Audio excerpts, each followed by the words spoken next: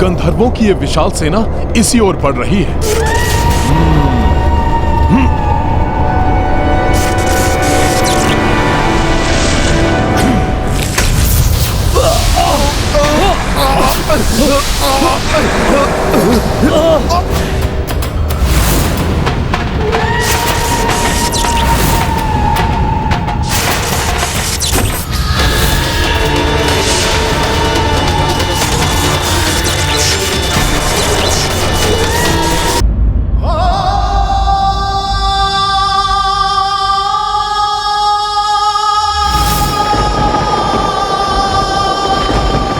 प्रभु का हृदय तो वेदना से फटा जा रहा होगा। भाभी माँ के चले जाने से हृदय द्रवित हो रहा है। मैंने तो प्रभु और माता के सुखमय मिलन की कल्पना की थी। सोचा था कि प्रभु का परिवार पुनः एक साथ होगा तो सभी के मुख पर प्रसन्नता छाई होगी, किंतु ये पल तो घोर निराशा के पल बन गए। सभी रो रहे हैं, सभी दुखी हैं। पुत्र, सबका ध्यान रखना। पुत्रों, अब माता यहाँ नहीं है, किंतु तुम्हें दुखी देखकर वो कदापि प्रसन्न नहीं होती। माता ने तुम्हें सबल और दृढ़ बनाया है पुत्रों। उसका परिचय दो तुम दोनों पुत्रों। अपने पिता प्रभु श्री राम को जिस अपार कष्ट का अनुभव हो रहा है, उससे अब उन्हें तुम ही निकाल सकते हो। माता, माता। प्रभु, हे परमेश्वर, माता इस प्रकार हम सभी को दुखी देखकर स्वयं कितनी दुखी होंगी। उन्होंने जीवन में इतने कष्ट देखे, इसलिए अब तो माता को हमारे कारण और कोई पीड़ा नहीं होनी चाहिए प्रभु। और माता पीड़ा मुक्त तभी रहेंगी जब हम अपनी पीड़ा को भुला देंगे। प्रभु, मुझे ज्ञात है माता सीता के बिना आप अधूरे हैं, किंतु आपके इस अधूरेपन को दूर करने वो अपने दो नन्हे स्वरूप तो आपके पास छोड़कर गई हैं। प्रभु, अब आप इन्हीं को अपने जीवन का आधार बनाकर इनसे संबल प्राप्त कर अपने आप को आप संभालिए प्रभु। आप इन दोनों को लेकर अयोध्या लौट चलिए प्रभु।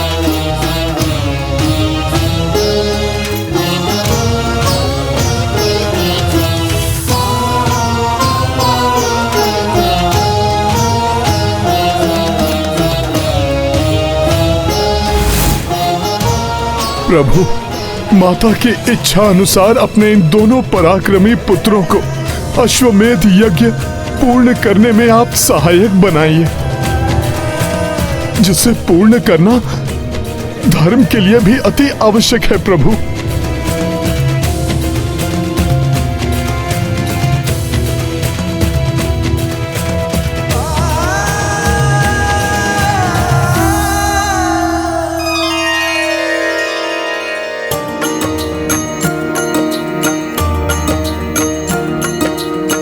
सबहु परस्पर ढाढ़स बंधाए, लव कुश सहित अवधपुरी आए। देखी हर साई नर और नारी, तिनहु माता स्नेह निहारी। किंतु जब सीता न देखी, रोए नयन स्मृत वैदेही। लव कुश बैठी निकट रघुराई, पूर्णाहुति श्री यज्ञ प्रदायी। राम सिया राम जय हनुमान। हनुमत हर्ष पुष्प बरसाए, जो उड़ी रघुराई तक जाए। सीता मूर्त सजीव हो आई, देखे राम लव कुश कपिराई। राम सिया राम जय हनुमान। राम सिया राम जय हनुमान। ये गाथा महाबली हनुमत की, रुचिकर लीला राम भगत की। जय जय जय रघुनंदन राम, जय जय जय महाबली हनुमान। जय जय जय रघुनंदन राम, जय जय जय महाबली हनुमान। प्रभु श्री राम की जय। प्रभु श्री राम की जय। प्रभु श्री राम की जय।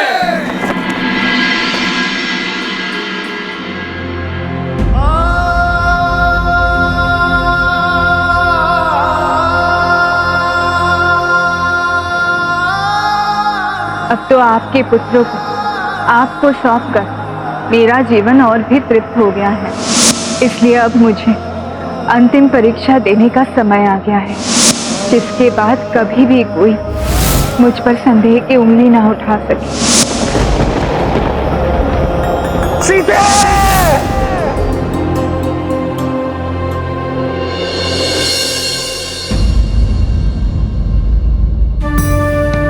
संपूर्ण रात्रि ऐसे ही जड़वत माता की प्रतिमा के समीप बैठे रहे हैं प्रभु। एक पल के लिए भी यहां से नहीं हिले, जैसे माता के जाने से उनके प्राण ही उनके शरीर से विलग हो गए हो। मुझे उनकी मनःस्थिति परिवर्तित करने का कोई उपाय करना ही होगा।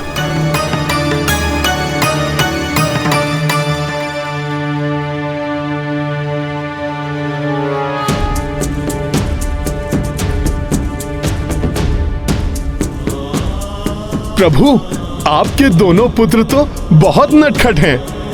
अभी अभी दोनों को कंधे पर बैठाकर संपूर्ण अयोध्या का भ्रमण करवा कर लाया हूं। प्रभु, किंतु उनका तो मन ही नहीं भरा अभी। प्रभु, आपके कक्ष के दाएं बाएं उनके कक्ष भी सज्जित करवा दिए हैं।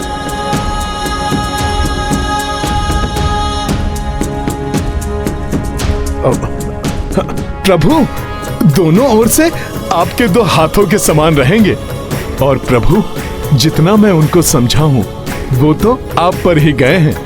प्रभु, वो रघुकुल की प्रतिष्ठा बढ़ाने के कार्य करेंगे।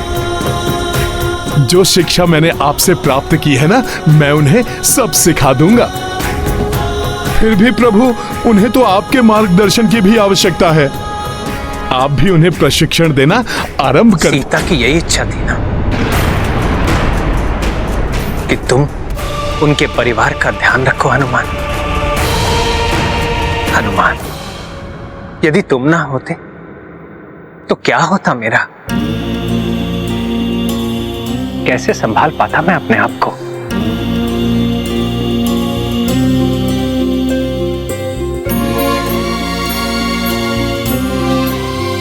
सीता ने उचित कहा, उसका कार्य पूर्ण हो चुका है। मेरे कुल के वंशज मेरे पुत्र दिए मुझे, उन्हें उचित शिक्षा दिलवाकर योग्य बना दिया, तो फिर इस संसार में वो क्या करती?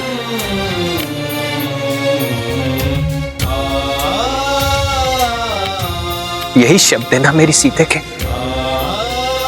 जब वो मुझे छोड़कर गई। प्रभु, ये आप क्या कह रहे हैं? हनुमान, सीता का इस संसार से जाना मेरे लिए एक संकेत था। इस धरती पर अब मेरे कार्य भी पूर्ण हो चुके हैं। संसार में राम राज्य की स्थापना हो चुकी है, राक्षसों का अंत हो चुका है। अयोध्या का ध्यान रखने के लिए भरत पूर्ण रूप से योग्य है।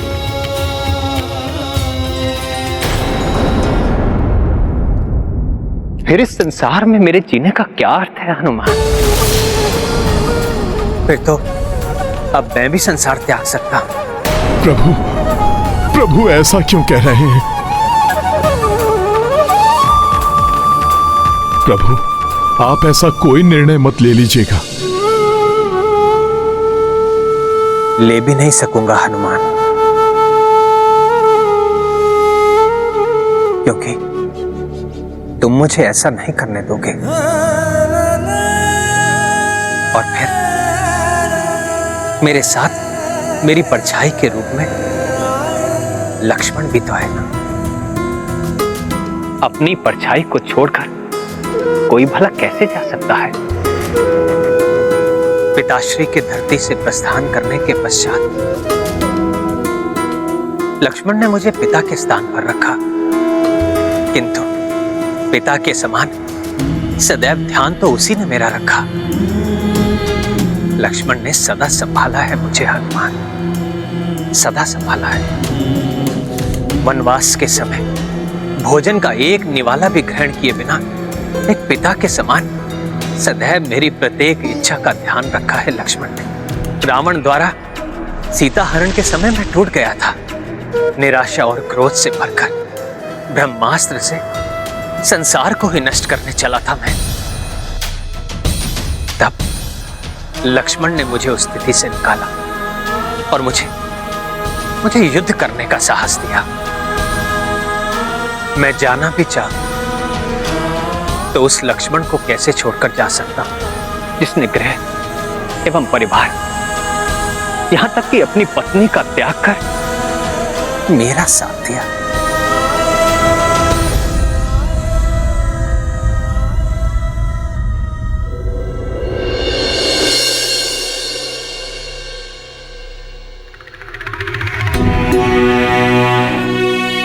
मेरा अचानक संसार त्यागना संभव नहीं। मर्यादा के बंधन से बंधा, ईश्वर के बुलावे पर भी लक्ष्मण के रहते मैं नहीं जा सकता। कदाचित सीता को वनवास भेजने का यही दंड भुगतना है मुझे। सीता से विलग होकर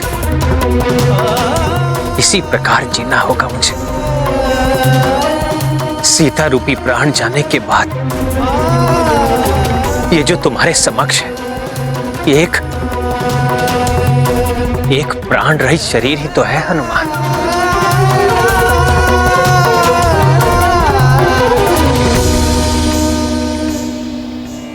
प्रभु के दुख को देखकर ये प्रतीत हो रहा है कि श्री राम की श्री के प्रस्थान के पश्चात शेष रहे राजा राम के संसार को छोड़कर लौटने का, अर्थात राम अवतार की समाप्ति का समय आ चुका है। किंतु चिंता की कोई आवश्यकता नहीं। प्रभु श्री राम देह से यहां नहीं रहेंगे, परंतु भगवान के रूप में श्री राम और उनका नाम दोनों संसार में सदा स्थापित रहेंगे। संसार का नियम भी तो है, जो मां की कोख से जन्म लेता है और देह धारण करता है, उसे एक न एक दिन संसार को त्यागना आवश्यक होता है। किंतु ब्रह्मदेव, प्रभु श्री राम के कथनानुसार लक्ष्मण जी के कारण अभी वो संसार त्यागने में असमर्थ हैं। फिर ये कैसे संभव होगा? असंभव को संभव तो नियति बनाती है। संसार को त्यागने का संजोग रचना यमराज का कार्य। प्रभु? हाँ यमराज, यह आपको ही सुनिश्चित करना होगा। जब आप श्री राम को यह सूचना दें कि पृथ्वी पर राम अवतार का समय समाप्त हो गया है, लक्ष्मण उस समय श्री राम से दूर रहे। प्रभु श्री राम जगत के नियमों की मर्यादा का पालन करेंगे। आपके कहने पर संसार त्याग दें। अब आप जाइए और अपना कार्य आरंभ करें। ब्रह्मदेव, लक्ष्मण जी को कुछ पल के लिए मैं राम जी से दूर कर भी दूं, किंतु उनका क्या जो उनसे भी बड़ी बाधा है। लक्ष्मण जी को कुछ पल के लिए मैं राम जी से दूर कर भी दूं, किंतु उनका क्या जो उनसे भी बड़ी बाधा है। प्रभु, हनुमान जी तो राम जी के प्रतिबिंब है। प्रभु, परछाई को कुछ पल के लिए मैं दूर कर भी दूं, किंतु प्रतिबिंब को कैसे हटा पाऊंगा मैं। प्रभु, मैं जिस भी रूप में वहां जाऊंगा हनुमान जी मुझे पहचान ही लेंगे। उनके निगरानी में मैं राम जी को संसार त्यागने का संदेश कैसे दे पाऊंगा भला। निश्चिंत रहिए, नियति ने इसका संयोग भी पूर्व में ही निर्धारित कर दिया है, क्योंकि संकट जहां है संकट मोचन भी वहीं रहेंगे।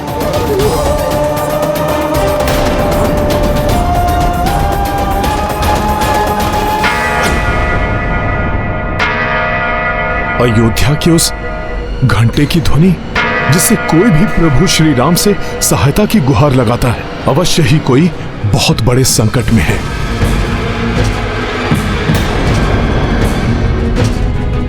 प्रभु, मैं जाता हूं।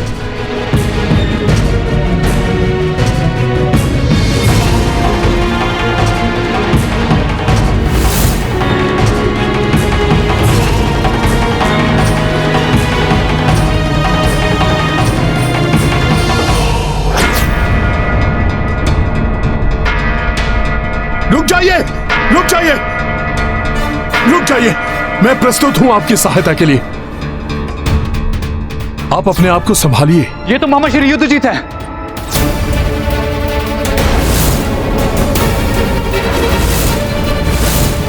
अपने आप को संभालिए मामा श्री। बताइए क्या संकट है, बताइए मामा श्री क्या हुआ है। गंधर्व यक्षों के समान शक्तिशाली,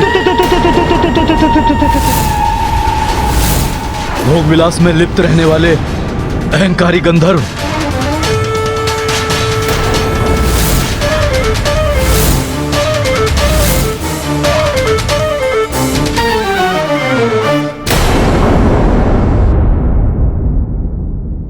प्रणाम मामाश्री। आप शांत हो जाइए, आप यहां सुरक्षित हैं। बताइए, गंधर्वों ने कैसा संकट उत्पन्न किया है? प्रभु, गंधर्वों के नए राजा दिव्यहस्त ने हमारे राज्य पर आक्रमण कर उसे अपने अधीन कर लिया है और उनके सेनापति तावमुख के नेतृत्व में अपनी सेना को मेरे प्राण लेने के लिए भेज दिया है।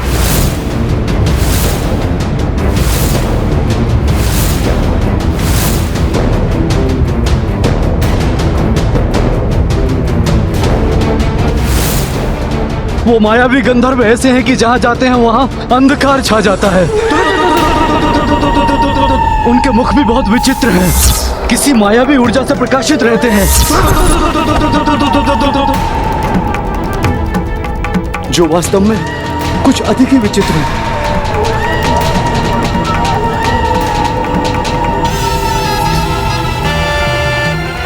वो किसी भी क्षण मेरा अंत करने के लिए यहां पहुंच सकते हैं।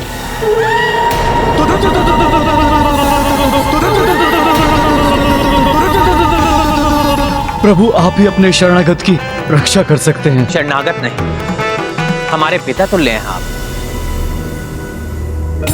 माता कैकेयी के भ्राता होने के नाते आप हमारे परिवार के वरिष्ठ सदस्य हैं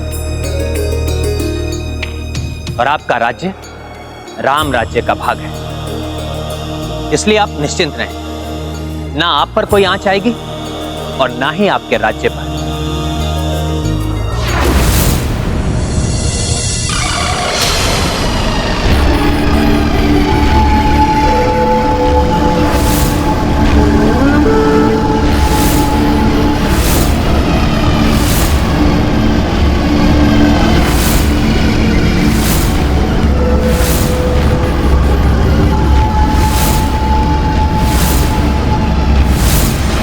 ये आकाश में छाया अंधेरा इसी बात का सूचक है कि वो हमारे समीप हैं। उन्होंने जब हमारे राज्य पर आक्रमण किया था तो तब भी ऐसा ही हुआ था। प्रभु सर्वप्रथम वो आगे से आए थे और उसके पश्चात उन्होंने हमें सभी दिशाओं से घेर लिया। प्रभु रक्षा कीजिए, प्रभु रक्षा कीजिए।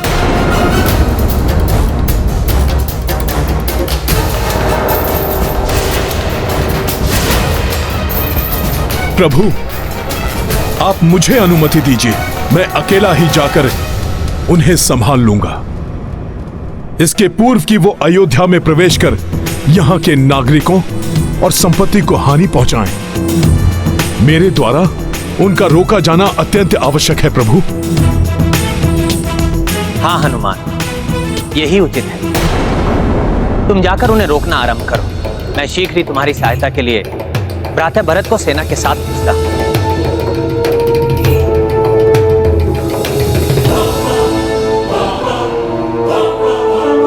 जय श्री राम।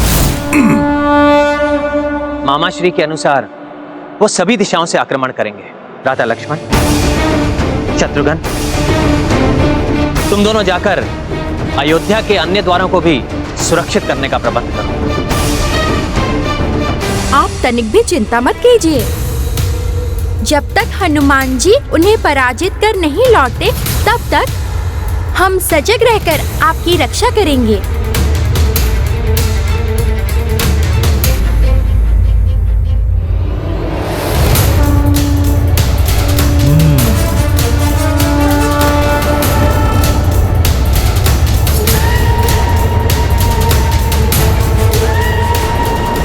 गंधर्वों की ये विशाल सेना इसी ओर बढ़ रही है। ये है रामायण, रामचंद्र गुण धाम की, सब सुधि जन करिए कथा श्रवण श्री राम की। शरणागत अपने हो या पराये, उसकी रक्षा करना व्यक्ति का परम कर्तव्य और धर्म है।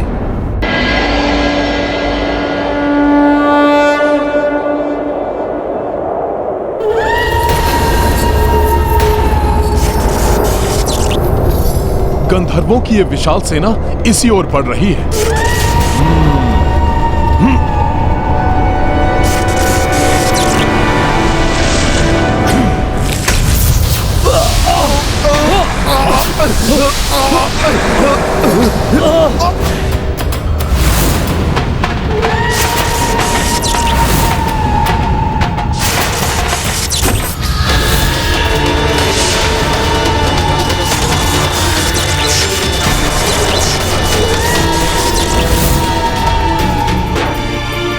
अपने विचित्र अस्त्रों और दिव्य एवं मायावी शक्तियों से सुसज्जित वो बहुत ही शक्तिशाली और भयंकर है। अयोध्या की सेना के वहां पहुंचने तक हनुमान एकाकी उनका सामना कैसे करेंगे? हनुमान जी ने तो अकेले ही समुद्र लांघा था, अकेले ही लंका दहन किया था। इसलिए आप चिंता मत कीजिए, वो तो अकेले ही इन गंधर्वों का सामना कर लेंगे। क्योंकि संकट जिनके समक्ष टिक नहीं सकते, ऐसे हैं हमारे संकट मोचन महाबली हनुमान। संकट मोचन महाबली हनुमान, बहुत ख्याति सुनी है तुम्हारी। तब तो तुमने ये भी अवश्य सुना होगा कि प्रभु कृपा से ये हनुमान प्रभु की आज्ञा के विरुद्ध किसी को भी अयोध्या में प्रवेश कर यहाँ की सीमा में एक पग भी नहीं रखने देता। हाँ, सुना है। राम दुआरे तुम रखवारे, राम दुआरे तुम रखवारे, होत ना गया बिनु पैसारे। किंतु तुम क्या इस भ्रम में हो कि हमारी इतनी विशाल सेना को एकाकी ही रोक लोगे? हम कोई साधारण असुर या भूत पिशाच नहीं, गंधर्व हैं। और मैं हूं इस गंधर्व सेना का सेनापति तामुक। हम गंधर्व राज दिव्य हस्त के आदेशानुसार अयोध्या से युद्ध जीत को लेकर ही जाएंगे, ताकि महाराज अपने हाथों से उस कायर के प्राण उसके तन से विलक कर सकें। आप लोगों ने रघुवंश के संबंधी को हानि पहुंचाकर पूर्व में ही दुस्साहस कर चुके हैं। अब यदि आपने अयोध्या की ओर एक पग भी बढ़ाने का और दुस्साहस करने की चेष्टा की, तो आपका ये पग आपको आपकी मृत्यु के अत्यंत समीप ले जाएगा। प्रतीत होता है तुम्हारी वानर बुद्धि मेरी बात समझने में असमर्थ है। कदाचित हमारी शक्ति हम गंधर्वों से परास्त होने पर ही समझ सकोगे तुम।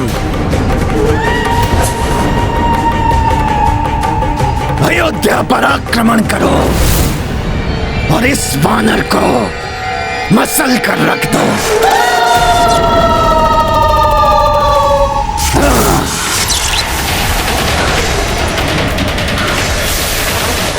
प्रतीत होता है इन गंधर्वों के पास विचित्र मायावी अस्त्र शस्त्र हैं।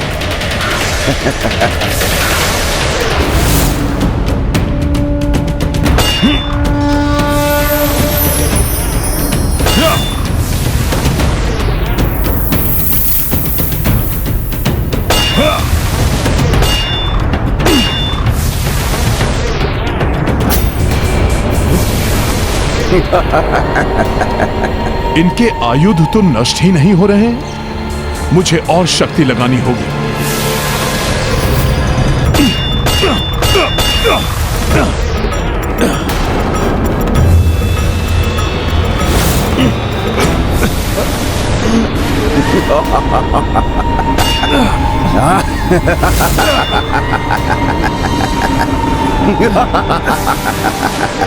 इनकी गदाओं की चमक से मेरे नेत्र चौंधिया रहे हैं। इन्हें देख पाना कठिन हो रहा है।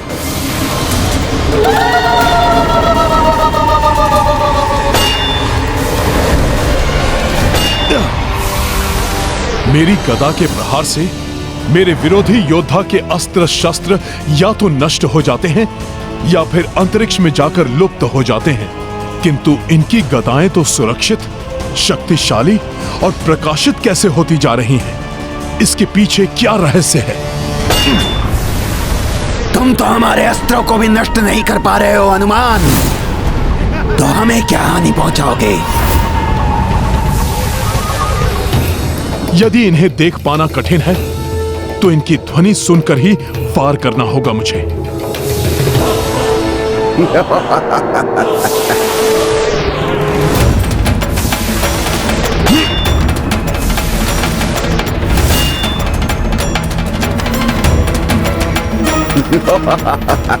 इनकी बढ़ती चमक और ध्वनि से तो ऐसा प्रतीत हो रहा है जैसे ये नष्ट ही नहीं हो रही, अपितु इनकी शक्ति में और वृद्धि होती जा रही है।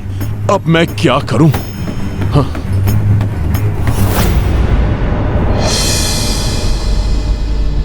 आप सबने अवश्य मुझे आश्वस्त किया है, किंतु मैं अब भी चिंतित हूं। हनुमान उनका सामना कर भी पाएंगे?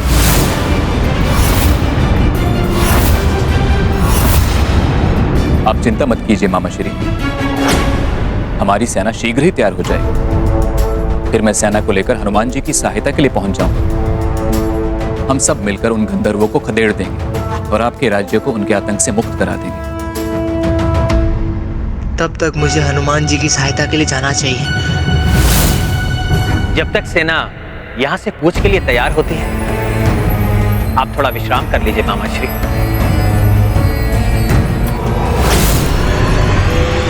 तनिक भी विश्राम का अवसर नहीं देंगे हमारे अस्त्र तुम्हें।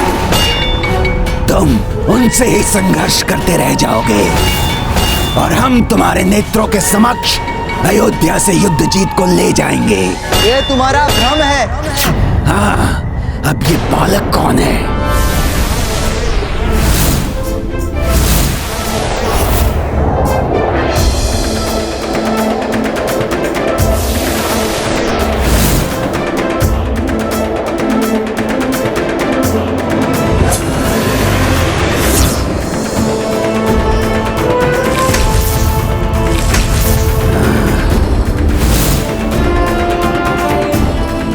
ऐसा कभी नहीं कर सकोगे तुम लोग।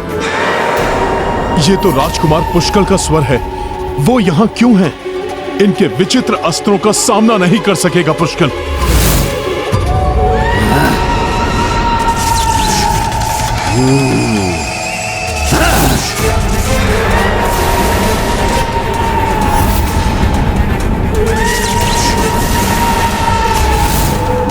लो, एक और योद्धा आया है हम गंधर्वों के हाथों मृत्यु पाने।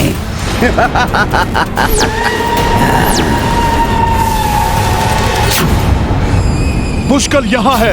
मुझे शीघ्र इनके अस्त्रों को नष्ट कर पुष्कल को सावधान करना होगा, अन्यथा पुष्कल संकट में आ जाएगा।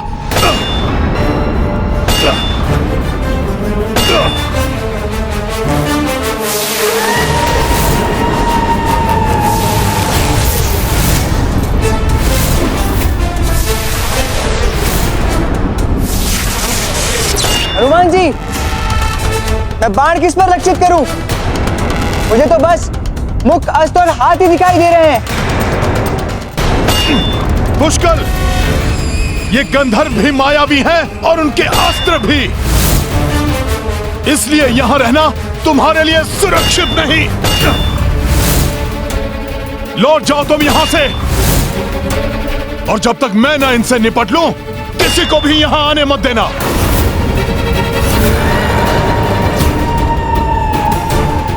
मैं इनका कोई उपाय अवश्य करूंगा।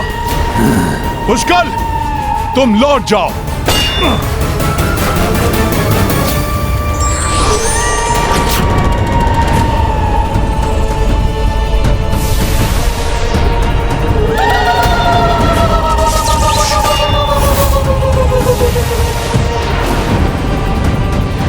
अवश्य इन गंधर्वों ने पुष्कल को घेर लिया है। मुझे ही कुछ करना होगा।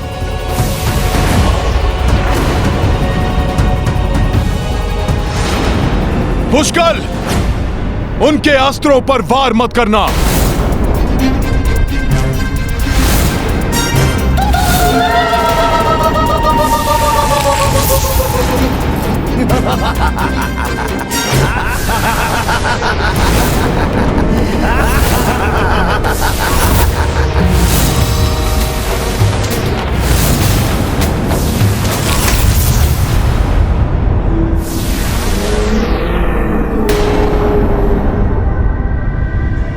मैंने कहा था ना, हम कोई साधारण राक्षस या तुच्छ शत्रु नहीं जिन्हें तुमने पूर्व में पराजित किया है। गंधर्व हैं हम, जिनके हाथों तुम उस युद्ध जीत की रक्षा करने के लिए व्यर्थ ही अपने प्राण गंवाओगे।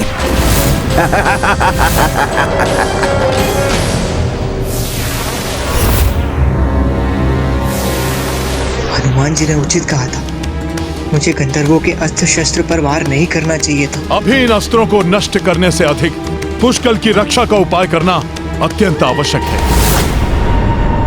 जय श्री राम।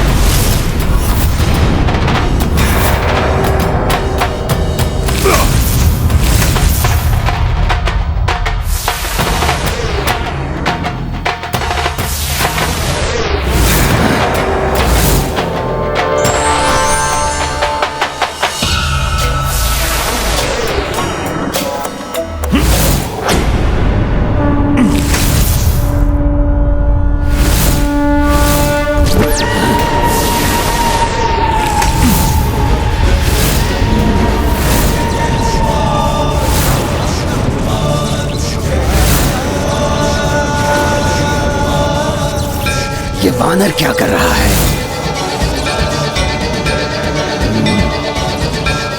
राजकुमार पुष्कल, अपने गुरु सूर्यदेव की कृपा और उनसे प्राप्त शिक्षा के अनुसार मैंने तुम्हारे चारों ओर एक दिव्य सुरक्षा चक्र स्थापित कर दिया है। जब तक मैं इनके मायावी अस्त्रों को नष्ट करने का उपाय न ज्ञात कर लूं, तुम इस चक्र के बाहर कदापि नहीं निकलना।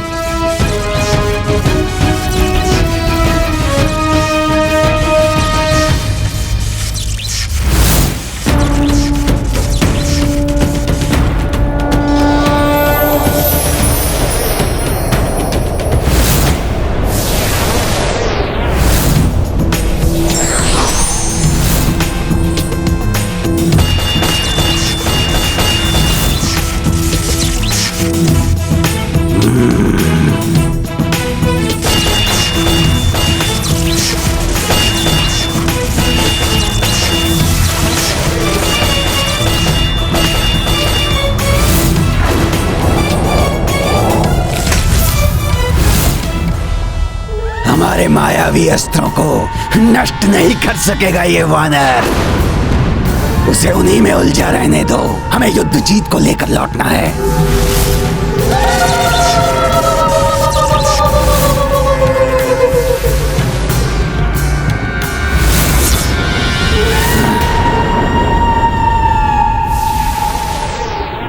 प्रतीत होता है इस स्वर से तो गंधर्व और शक्ति एकत्रित करने की चेष्टा कर रहे हैं। हनुमान जी और पुष्कल को हमारी सहायता की आवश्यकता है। हमें शीघ्र निकलना चाहिए।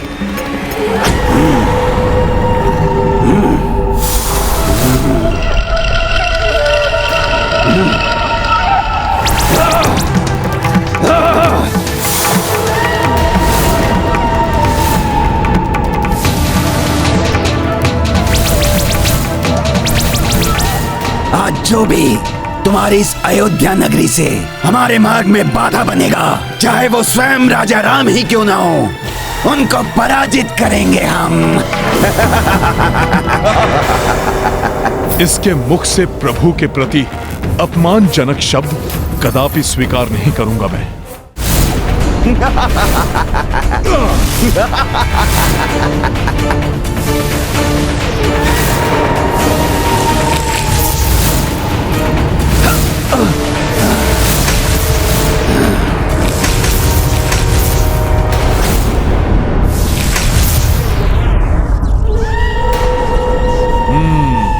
अर्थात ये सभी अस्त्र तभी तक सक्रिय रहेंगे जब तक उनको चलाने वाले सक्रिय हैं।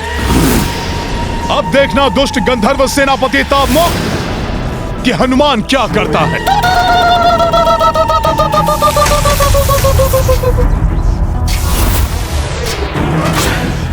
अब ऐसा कुठारा घात होगा इस वानर पर कि ये धाराशायी होकर गिर पड़ेगा।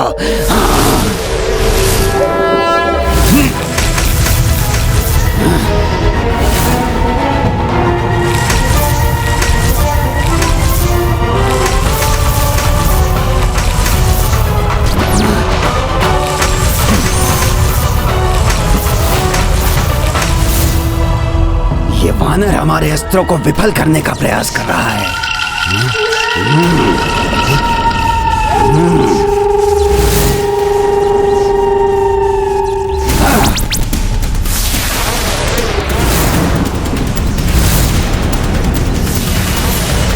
अब इनके अस्त्रों को संभालने का उपाय मिल गया है मुझे।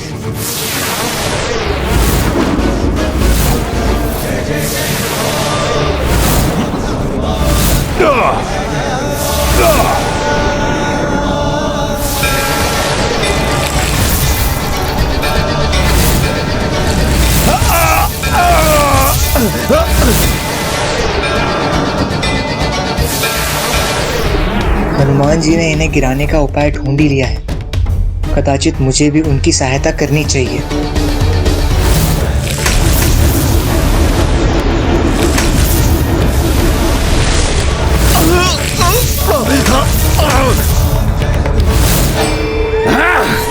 हनुमान मेरे मायावी गंधर्व सैनिकों को क्षतिग्रस्त करने में कैसे सक्षम हो पा रहा है?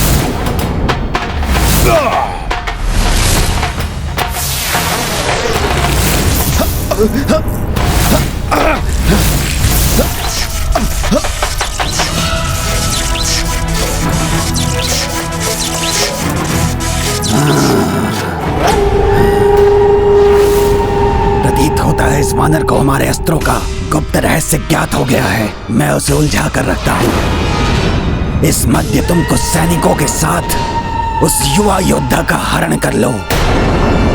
हम उसे ही बंदी बनाकर गंधर्व राज के पास ले जाएंगे।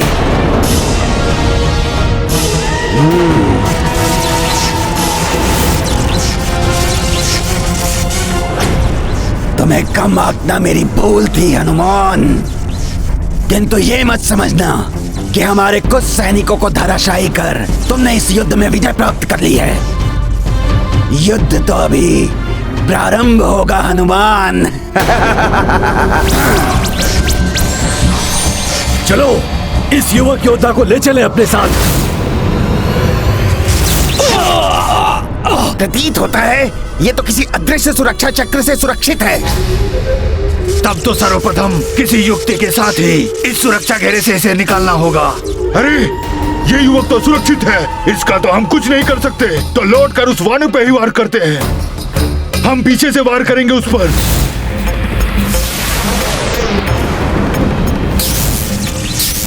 मुझे तो इसे तभी तक उलझा कर रखना है जब तक मेरे सैनिक अपना कार्य पूर्ण नहीं कर लेते।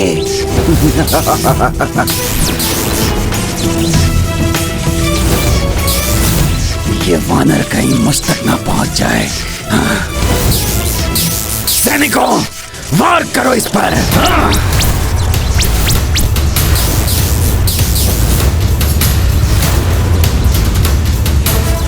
दुष्टों को हनुमान जी के पीछे से वार नहीं करने दूंगा मैं। इनके अस्त्रों को प्रभावहीन करने का उपाय मुझे भी ज्ञात हो ही गया है, तो मुझे भी हनुमान जी की सहायता करनी चाहिए।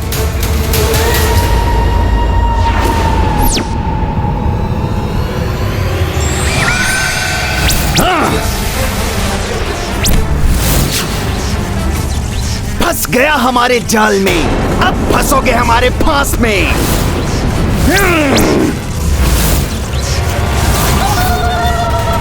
अरे तो ये क्या इनका छल मात्र था, मुझे उस सुरक्षा चक्र से निकालने के लिए?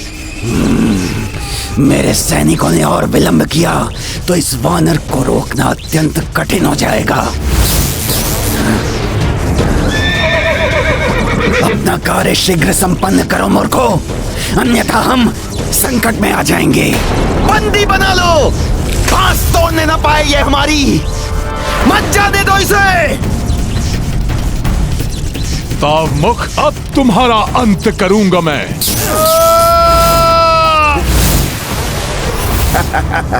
समय रहते बंदी बना लिया हमने इसे। वानर, हम अपने उद्देश्य में सफल हो गए, हमारा कार्य पूर्ण हुआ। हमारा कार्य पूर्ण हुआ। ये किस कार्य के पूर्ण होने की बात कर रहे थे? युद्ध जीत जी तो अयोध्या में सुरक्षित है। पुष्कर!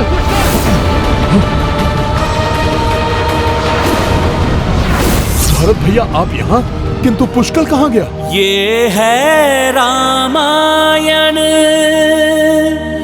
रामचंद्र गुण धाम की, सब सुध जन करिए